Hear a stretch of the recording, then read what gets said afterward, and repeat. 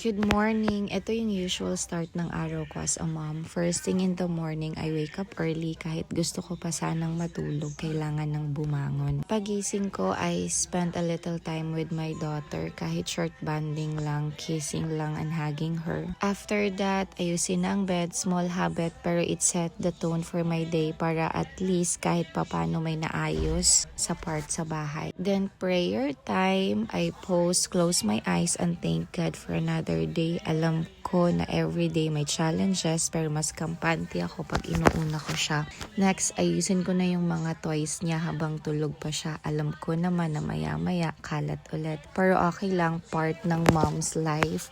At least kahit konti organized before the chaos start. And lastly, journaling. Writing down my thoughts, plans, and gratitude. This really helped me clear my mind, process of emotions, and prepare for the day ahead. Ganito lang ang simpleng routine ko tuwing umaga.